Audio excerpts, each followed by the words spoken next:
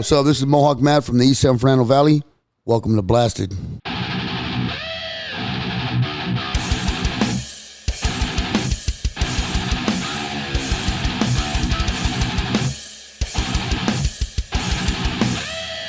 I grew up in the valley, kind of like between, I want to say, Mission Hills and Sun Valley. I went to school in San Fernando, so I'd say a little bit of the East Valley, North Valley, in between those areas.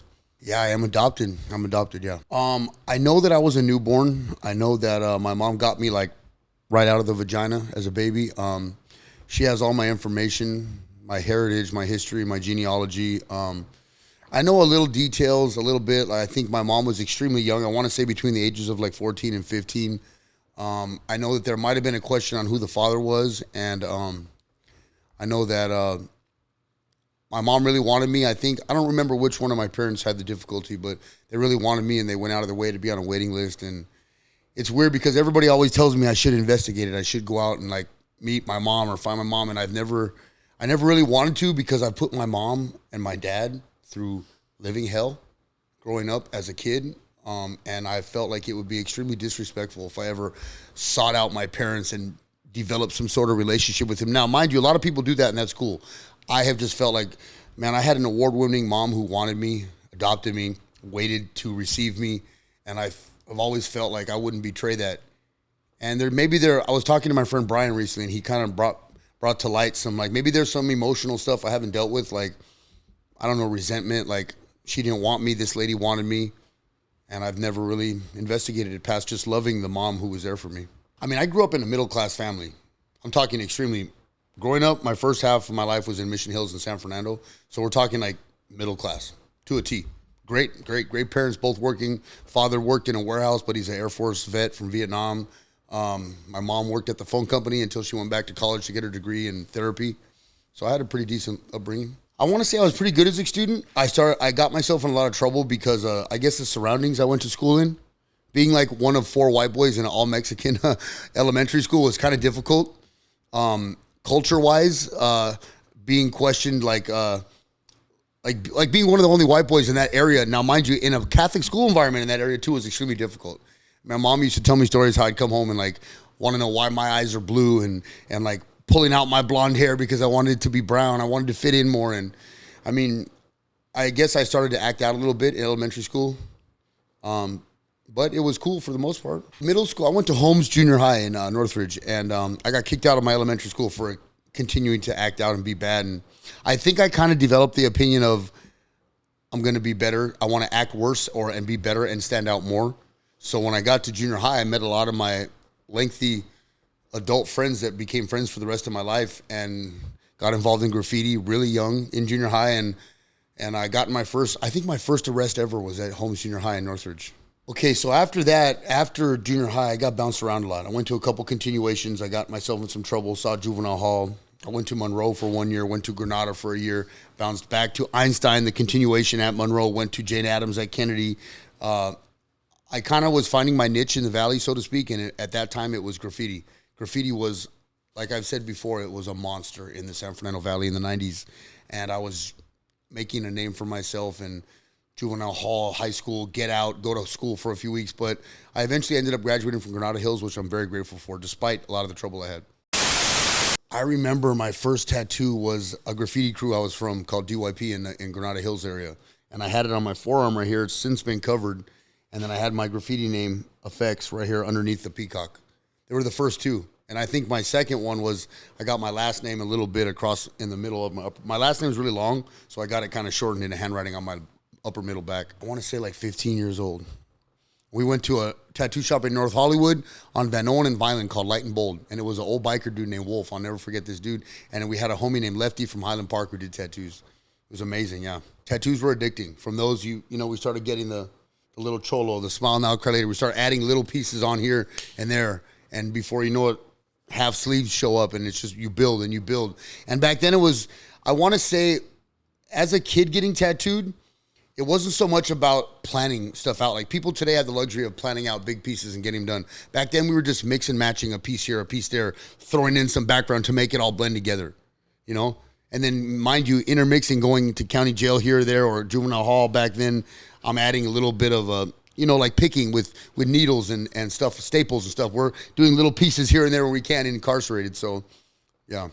In prison, you get what you can when you can. I wasn't fortunate enough to be in a settings where, like a dorm setting, where they can pretty much lay down and tattoo all day on the bunks. I was in a little more serious area of prison, and we would have to arrange it weeks in advance, days in advance, to have a homeboy come in your cell. Or, in all honesty, you'd move into a tattoo artist cell for like 3 months, and he'd blast you up and you'd leave. And also the places I was at were really serious, so tattooing wasn't really a priority. I got what I could when I could. And, you get like I don't want to talk too much about it, but some of the specifics, you get what you can, what's important to the group you're involved in or your gang, and then you move on. You get the important stuff because, in all honesty, where I was, there wasn't much time to get tattooed. We had to get what we could and move on. And then there's also the risk of getting caught in someone else's cell. It's a big thing. It's not as easy as you think. I tell people this a lot. Like, a lot of the dudes that come home from prison fully blasted probably were on lower level yards. Only because the real serious places, there's not much time, or is there opportunity for tattooing. I was getting everything from the gang stuff to whatever group I was from, which, I got some of that stuff. I've since had most of that stuff removed. It's a different part of my life I closed a chapter on. And everything from, like, I got a lot of stuff that do with my heritage, Viking stuff. I've also got a lot of gang stuff because, like I said, I'm a white boy, but I grew up a Mexican. So I'm like kind of blended with both those cultures right down the middle of a road of two groups that I love, that I represent. On my face, let me see. Sometimes I forget what's on my face. People will walk up to me in a store and be like, hey, that's so cool. And I'm like, which one are you talking about? I literally forget because there's so many. Like the other day, some lady's like, that right there, what is that? And I'm like, you have to explain it. She goes, there's a heart. Oh, it's a tattoo gun. On my face, I think I had got, I had some stuff across my forehead that I've removed and I've covered over, yeah. My whole forehead has been removed once. Same with the whole line of my jaw right here. All that stuff has been lasered and gone. Okay, so the face, it's annoying. I don't know how to explain it. It's painful, but it's annoying. It's more annoying. It's pinching and a little bit of burning. My forehead didn't hurt too bad. My cheeks and my jawline were pretty insane. Nah, Pizarron did my lids. They didn't hurt at all. He has a light hand, but number two, your eyelids don't really hurt anyway because it's more the fear that you're going to pierce through the eyelid, and it doesn't actually do that. So you're sitting there thinking you're going to feel this needle hit your eyeball, but it doesn't. It's like your eyes tear up and swell shut. That's it. My ribs were bad. My stomach, I got my neighborhood across my stomach, and that was extremely, like, I had to do, it's got like, 7 letters? I feel like, and we did them like about 5.5 inches each, solid black. They were pretty intense. That was an intense experience, Actually, you know what? Let me take that back. I just got my company logo down here by the butthole, and I'm gonna tell you right now, he did 2 lines on the outline that got so close to my butthole that I felt God sitting there with me. It was that bad. I literally was like, oh, man. Yeah, it was more uncomfortable because I got this tattoo from my homeboy Davis and I think he's from Ohio, and he did it. So I'm sitting there in boxer briefs at the San Diego convention, thousands of people walking up. Now, mind you, I work for a big company, and people are walking up, lining up, and I'm sitting there with my leg up in the air, holding my junk, and like he's tattooing by my butthole. And I'm like, man, whose bright idea was this to do this at a convention? It's uncomfortable in a shop, let alone in front of thousands of people. I'm fortunate enough, I'm sponsored by a couple of really good companies, for creams. Syndicate, Wicked Fast, Ralph Nonweiler. I have some of the best healing creams ever. So the healing process was excellent. Well, look, I'm old school, so a lot of the times if I don't have that stuff, lotion in the shower works for me. I usually don't really listen. Now, this might sound horrible, but I don't really listen to the whole don't go in this pool, don't go in the sunlight, dog. I get a tattoo, I just tough it out, put lotion, and we move forward. And most of them, for the most part, contrary to belief, they will heal just fine if you don't follow all that rap, all that crazy shit. Yeah. I'm going to be getting tattooed probably by Ralph and his daughter Lily, hopefully this weekend at Golden State. That's going to be something for the record books. Ozzy, dude, Ozzy's such a great motherfucker, and he's such a quick, great artist. Right now, I could say my homeboy Joker out of Boulevard Tattoo. One of my best friends, Droopy from SoCal. I've got Alexi Ramos from Golden Rose down in San Diego, Logan Heights. I've got Davis. I think I don't know the name of his shop. I've got Jordy, Ralph. I'm hoping to. B. Hens, Justin Burnout, my boy JP from Black Sheep's Tattoos. He is a monster, dude. I got Joey Mullins. I already got something from him. There's a girl in Russia, Christina Taylor, who does some of the most amazing, beautiful color that looks like pastel watercolor stuff. I don't have, the fucked up thing is there's so many beautiful artists that lately I've been becoming a collector of like $50 size pieces. I'm letting these beautiful artists that are known for these back pieces, Daniel Rocha, Carlos Torres, Rember, these guys, like I'm friends with them, and like it's amazing to me that these guys are willing, who do full sleeves and back pieces in a 2-day sitting, that they're willing to offer me little small spots. And like, I'm fortunate that I'm becoming a collector of these tiny little beautiful pieces from them. Okay, so that goes along with my recovery. I had a long battle with addiction, and I remember on my last days getting sober, being locked in a room, uncomfortable, sick, begging God and Odin both, please, can you stop? Make these drugs stop. I tell this story because I want people to understand how serious addiction can be. I was locked in my parents' room after paroling from prison, destroying their $1 million home in Santa Clarita. I had moved up there from the San Fernando Valley, where I'm from, and I have destroyed this home. And I'm locked in a dark room, slamming meth and heroin back and forth for days on end. I've got 17 holes all over my body, dripping blood from all of them, and the drugs aren't working, and I'm still going, still trying. And I'm like, I've been begging God and Odin to make this stop, not realizing in my brain, they've already done it. It's already happening. I can't get high anymore. And my mom's knocking on the door, and she starts bringing me Sullen clothing because she knew that, in the moments where I would come out of there and be normal for a couple of days, she knew that I loved tattoos and I loved that clothing brand. She would bring me a couple t-shirts and a hat and be like, hey. And one day I was at the spot where I tell every addict this: you can't stop using drugs for a kid. You can't stop for your wife, for a girlfriend, for your parents. You have to be at a position where you're tired and you're disgusted. That was where I was. And my mom knocking on the door, bringing me this bag. She said, hey, I got you some shirts and some hats. Can you make it till next Friday? And I looked at her, like, tears in my eyes. I haven't showered. I probably smelled like death. And I said, yeah, I probably can. She brought me food. I slept for like 4 days. Before you know it, it's Friday. She's at my door with a hoodie and some more t-shirts and some socks. And it went on like this for 9 months, Sullen clothing. So after I got a year, I started buying the clothing myself, taking pictures, selfies, those dumb selfies that we all think that we look good in. I'm posting them like I'm some model. And I got fortunate enough to meet a guy named Vince. My boy Vince hooked me up with Uncle Jeremy. And from there, it went on to photographers and them sending me clothing, and then me being a part of their family, and then a full-time job with them. I mean, these guys gave me something that meant the world to me. And I feel like I bring to the table for them, but I don't think they'll ever know what they did for me. That Sullen clothing gave me freedom in a way that I don't think it's ever been given before. Well, it opened up the doors for like clothing. I don't really have to trip on clothing besides tennis shoes anymore. I've got so much clothing from my company, other companies now. One thing I like to do is I always tell this story. Sullen gave me the world. I like to share what I was given. That's how I stay sober too. I share what I was given with other people. People reach out to me, hey, can I send you a shirt? Would you take yeah, of course I will. Of course I will. Send me your shirt. I got you on a picture. I'm fortunate enough to know guys like you and other guys that we all work together and help each other get content, make content. And I'm really blessed with the guys I know, like you and other people that photograph, and we all help each other get pictures, and we all build each other up in this industry for the most part. I want to say Rebel Vandal was my first. I think you were my second. Rebel Vandal, you, and then I hooked up with Luna, Poet King, Shooter Rick, Billy the Kid, man. His wife, 3LA, I haven't shot with, though I would like to. There's so many of them, but you guys were the main ones in the beginning. I think you and Rebel Vandal were the ones who really, with your black and white stuff, and then Rebel Street shit, man, it kicked open the door for me like nobody.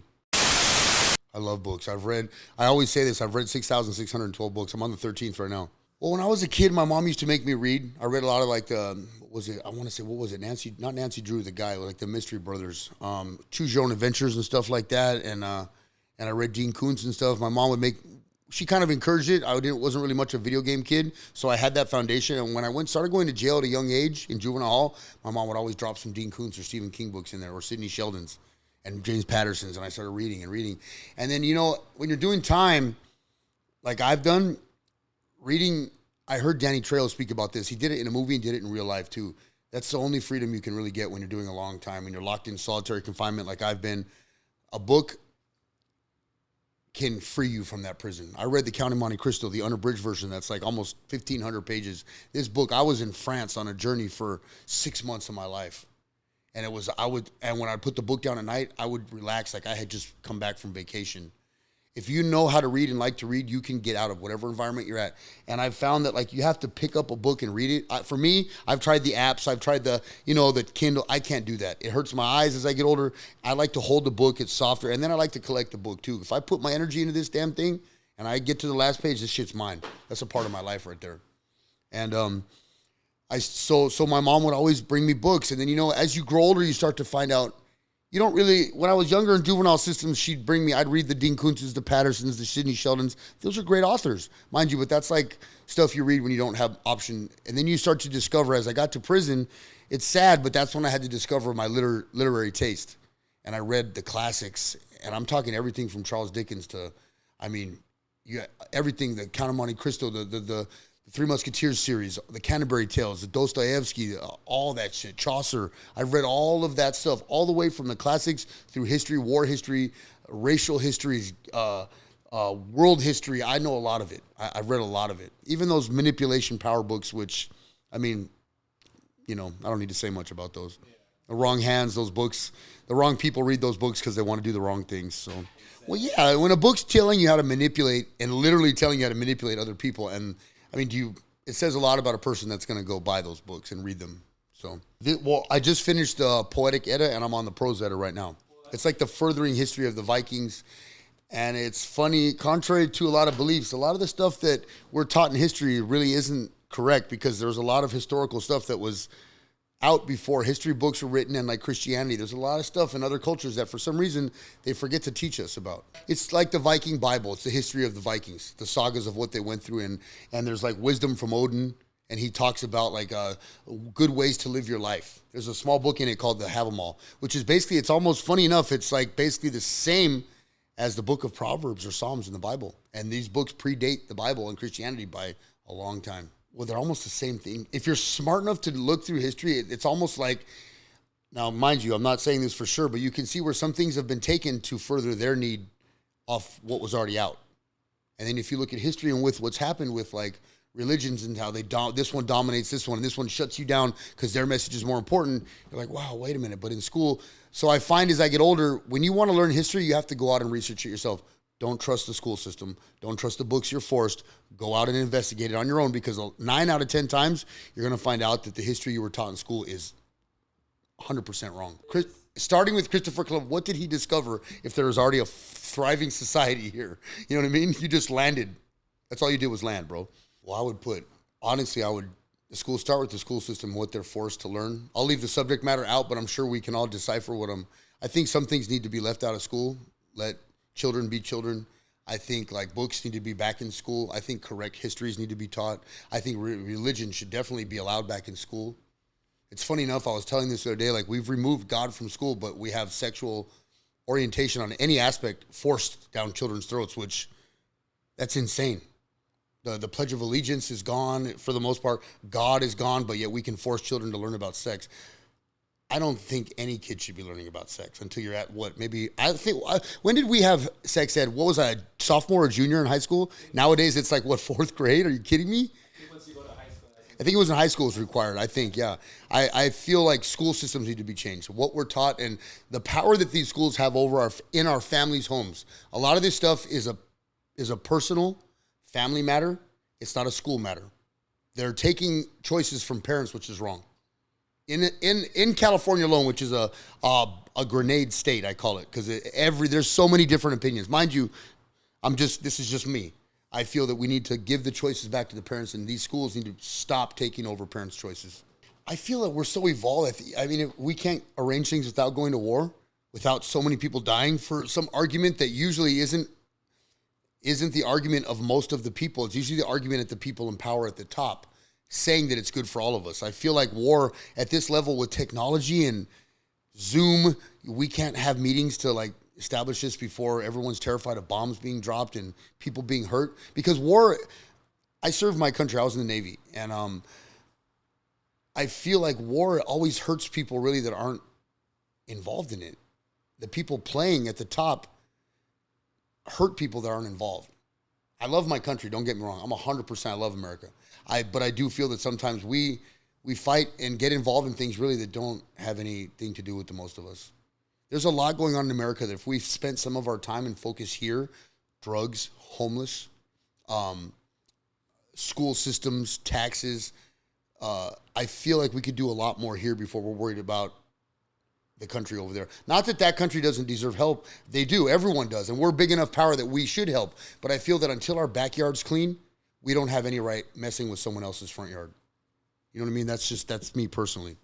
Jobs, like I said, jobs, school systems, the homeless problem alone, that's something I speak out on a lot. And I feel on our streets today, I'm a recovering drug addict. I feel that we've gotten so far off the path of what is drug addiction being allowed openly on the streets in front of children and homelessness. There's a huge difference in homelessness and drug addiction on the street. And I feel today, people that pay taxes for these homes, I can't imagine what it's like. I watched a news report the other day, and there was some guy on the news who lives in Venice. Mind you, this man is like 60. He spent his whole life saving for this condo in Venice. He can't even go on his porch because some guy has a tent on his porch who poops and pees in his planters. And he comes out, he's crying, and he's telling this news lady, I can't even come on my porch because I'm physically confronted by a homeless guy who's doing drugs. The camera shows there's syringes in his planters on his porch. He's like, I paid taxes. Nobody will help me remove these people. We're allowing people to take over what this guy has worked his whole life for. That guy is American. That's the American dream. Imagine working and saving your whole life. You're not even allowed to remove someone who's living on your porch because society's so concerned with, oh, help him, he's homeless. No, he's not homeless. He's choosing to live on the street. They're choosing to live that way. They want to do drugs. They don't want to be involved with society, which is fine. But I feel that we need to stop it, and it needs to be looked at as arrest people for drugs. I was arrested for a nickel of marijuana, bro. Now, I'm not encouraging arrest, but I'm just saying you're allowing people to do drugs, needles, and openly in front of children. My mom can't walk down the street. Your kids and you can't have a walk through the beautiful streets of LA where I grew up. I'm embarrassed to go to downtown. I would love to take my son, who I hope will talk to me one day, on a stroll and be like, hey, you know what? Your dad did photo shoots right here, but I can't because there's 72 tents and people naked shooting heroin in front of the streets. We've gotten really, really far off. We need to stop this. And they've built all these shelters in North Hollywood off the 170. They don't want to go because they have rules. They can't do drugs. I mean, they built these little huts with Bluetooth TVs and beds and air conditioning. Bro, if I was homeless, I'd be in that thing lickety-split. You want me to sweep and mop? No problem. Pass a drug test? If I'm homeless, sure, get me off the street. We're so far past what is right, and it's insanity what we're allowing. They're living on the freeways. Bro, I've said enough. Well, I got started in rehab because when I got sober, I managed a sober living house with my friend Adam, and we transitioned from there to being hired to work together at another house in Tarzana on Ventura, and that evolved, and from there getting hired at another facility, and I got accustomed to working the graveyard shift as a technician at a few different rehabs. The job was cool. I basically had checked rooms, make sure people were in their rooms, they were awake. I mean, they were alive, they were in their rooms by a certain time. You know, guys and girls weren't interchanging in the rooms. I would give out medications, PRNs if they needed it in the middle of the night, medications sometimes in the morning. Sometimes I had to cook breakfast for them, make sure they were, some of them were up because they had appointments or school. Basically, yeah, that's about it. I stopped. It started to become overwhelming. Being that I'm in recovery, working in recovery became overwhelming. I had to find, I think this started at about 3 years of sobriety because I'm 4 years and about 5 months now.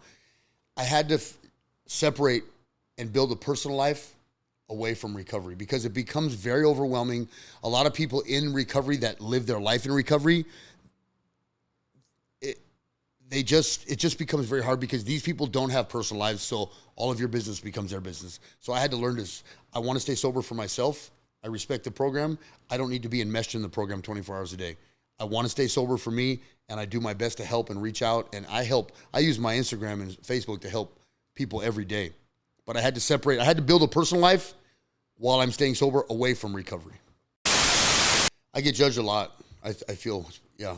Less now than when I removed some tattoos. Now I'm a little better, but there's always that like nervous apprehension when people see me until they talk to me. Once you talk to me, everyone's like, oh man, this guy's he's nothing. It's funny, but everybody says that. Yeah. Okay, so that's a twofold part. For the most part, I was telling someone this the other day. Since I've gotten clean, there's something about my energy that has changed. When you're doing bad comes to you. And I feel like I remember when I was getting high and gangbanging and all that, cops were always around and we're always looking for them. Since I've gotten sober, I stopped looking. And they don't really mess with me anymore. Mind you, every now and then they do. And when they do, I've had both experiences. I have sometimes with the cops, or some cops know me. Because, you know, now when they pull your name up, you get everything from juvenile hall to prison. Everything comes up. So they know who they're getting. And I'm usually removed because of my history with handcuffs, put in a car. Lately, I've gotten a couple that are really cool, respectful. There's still the ones that want to, you know, fuck with me. And I mean, I've even been pulled over in Santa Clarita twice in the same day by the same cops. Yeah. Let's talk about that experience. It was horrible. They're dicks. They put me in the car. They still search my car. I'm like, and you know, I try to invoke my rights, but let me tell you something.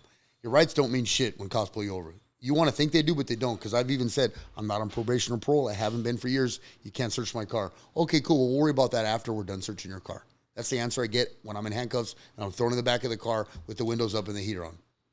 That still happens. How does that make you feel? It makes me feel horrible. I get anxiety. I want to throw up. That it's like a panic that sets in, because the worst feeling I could go through is handcuffs. Because handcuffs sometimes for me, they used to not come off for years. You know what I mean? So like that feeling of them doing that to you is the worst. It's the actual worst, because like we like to think we have rights and stuff, but at the end of the day, yeah, that works for courtrooms if you have the money to fight for your rights. When you're just a guy like me, I don't have the money. And at that moment, the cops have made it very clear that, okay, cool, well, your rights really don't matter like you think they do. What matters is what we say, and that's the bottom line. That's a hard reality. For all those people that think that they know the law and all that, yeah, invoke your right. And they also will let you know that your rights really don't mean shit if we want to search your car. I've even done it to where I've held out. I'm like, well, I'd like you to call a sergeant down. Okay, cool. 45 minutes, you're in your car. Sergeant shows up with 2 helicopters, and then they're removing you, because then they have the right to say, well, you've resisted now and you're a danger to us. So there's no winning with them. I definitely do. I'm not going to say all cops are bad, but I'm going to say that for some reason they have a slanted view on public, and they look at all of us as a suspect. They've stopped looking at the rest of us as citizens, as people like them. I definitely feel there's a definite separation between law enforcement and the rest of society. I remember when I was a kid watching Andy Griffith. I remember how all the people in that city would walk up. They knew the sheriff. They would come to him with their problems. And I remember how he would also take the time to know these people by their name and help them. Now, mind you, in today's society, we're so big that that's almost impossible. But I feel like they need to remember that they're still people. And the fact that I know that they have their trainings and stuff. And I know that in certain areas and certain cultures, there are statistics they have to follow. But it's not always like that. It's really not always like that. I mean, I'm a white boy. I grew up in the hood. You know what I mean? And I remember the Foothill Division in Sun Valley coming out of Pacoima. Back in those days in the 90s when stuff was real. Nowadays, Instagram gangbangers, skinny jean wearing gangbangers, you missed all the 90s when gangs were real and they were serious. Motherfuckers were dying. Cops would still pull you over back then and be like, hey, what's up? They'd call me by my name, make sure there's no guns and let us on our way. So there is a way that they can do it. They can still have respect. And it's funny because they miss out on the fact that they can have respect as well. And cops, for some reason, they don't want it. And I always tell people this, there's a difference in respect and fear. Cops aren't respected, they're feared. It's a huge difference in I'm scared of you or I respect you. Cops are not respected. They have zero. Despite what they can tell themselves at the bars when they leave work, they don't have respect. They have respect from like the moms and pops that probably live above Ventura Boulevard and pay them to do security and patrol their neighborhoods. But the rest of us in LA, all of us middle class to lower class, we don't respect them. We fear them and we stay out of their way. When I get pulled over, even I get nervous still. You know, I get my license, my registration. Main thing I do is, because I'm used to the Rodney King days where you'll get your ass whooped and dropped off. We used to get dropped off in Pacoima from Sun Valley. So I'll always, hey, I'm going to reach for my wallet. I let them know that I'm going to make a movement. Because, like, again, I grew up in the days where the cops will whoop your ass and they didn't even have to let you know. So I always let them know what I'm doing, grab my shit, and I'm nervous as they go check. Even though I know I'm good, I'm still nervous every time they go back to the car and run that name. And it's been 15 minutes and I'm sweating like, damn, they should have been back by now. You know what I mean? But they like to let me sit for some reason, and they usually come back like, all right, good, you're good. And then I've even, just to be fair, I've even had them come up and be like, damn, you've actually really changed. Good, keep up the good work. So it's both sides of the spectrum. I want to say Nishi's one of the best. He says, when you look at the abyss looks into you. Be careful what you mess with, because whatever you play with, it also plays with you. There's also one, I forget who said it. DMX used it on a song. It's to live is to suffer, to survive is to find meaning in the suffering. I forget who actually, he got that from somebody else. I used one from Animal Kingdom today on my post. May we all get what we want and never what we deserve.